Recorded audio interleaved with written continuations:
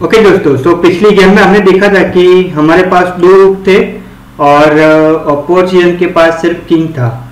तो किस तरीके से हमने उसको इजीली चेकमेट किया था और उसमें हमें किंग की ज़रूरत नहीं पड़ी थी, हमारे किंग की ज़रूरत नहीं पड़ी थी चेकमेट करने के लिए।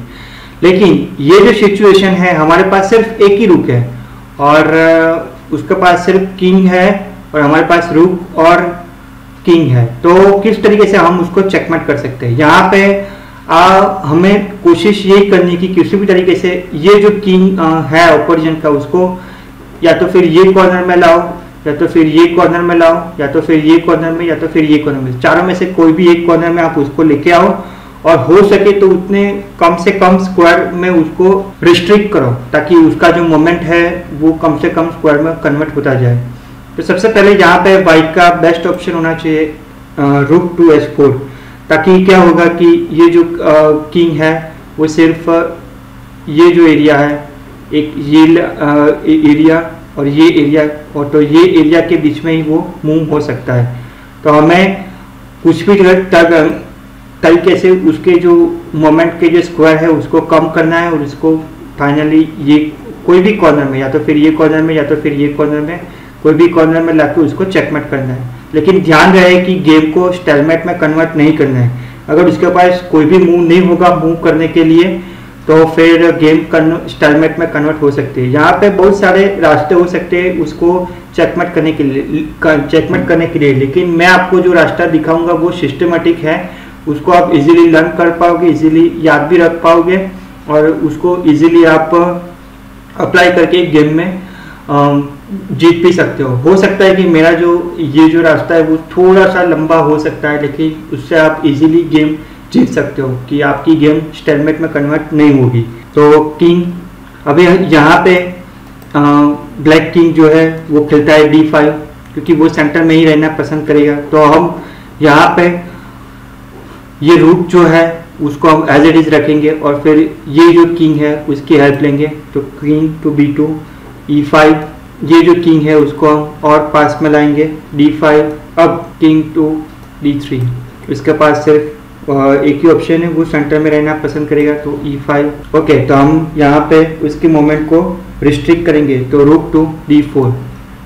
तो रूक टू d4 से आप देख सकते हो यहाँ पे गलती ये ना हो कि उसको आप चेक दो, क्योंकि चेक से फिर ये इस साइड भी जा सकता है या तो फिर इस साइड भी जा सकता है। हमें उसकी मोमेंट को रिस्ट्रिक्ट करना है, तो हमें चेक नहीं देना है, हमें उसको d4, रूक टू d4 देके उसके, अब आप देख सकते हो ये जो किंग है वो सिर्फ इतने एरिया में ही मूव हो सकता है। तो ऑब्वियसली f5, तो हम ये जो किंग है उसको गेम में इन्वॉल्व करेंगे। King rook to e4, f6।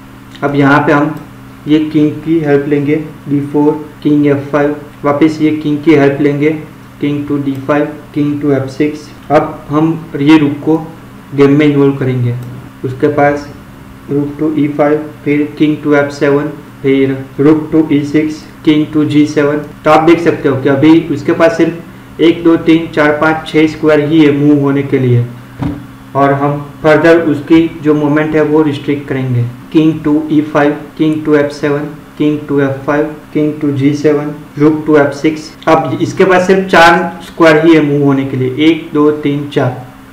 तो यहाँ पे तो ऑलरेडी है, तो सिर्फ अभी 3 मूव है, 3 स्क्वायर ही है उसको मूव होने के लिए। तो यहाँ पे अभी हमें थोड़ा सा संभल के खेलना पड़ेगा कि गेम को स्टेलमेट में कन्वर्ट नहीं होने देना है, उसको एक स्क्वायर देके फिर उसको इजीली चेकमेट करना है। King to h7, rook to g6। अभी आप देख सकते हो उसके पास सिर्फ 2 मूव ही है। अभी हम यहाँ पे ये जो किंग है उसकी हेल्प लेंगे और फिर इसको चेकमेट करेंगे।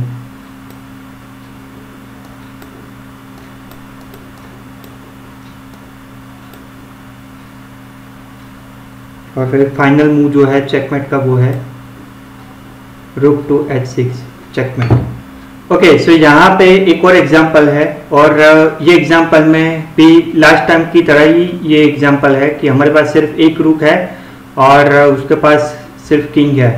तो किस तरीके से रूक और किंग से हम उसको चेकमेट कर सकते हैं। तो यहाँ पे पोजीशन ऑलरेडी चेकमेट की ओर कन्वर्ट हो चुकी है।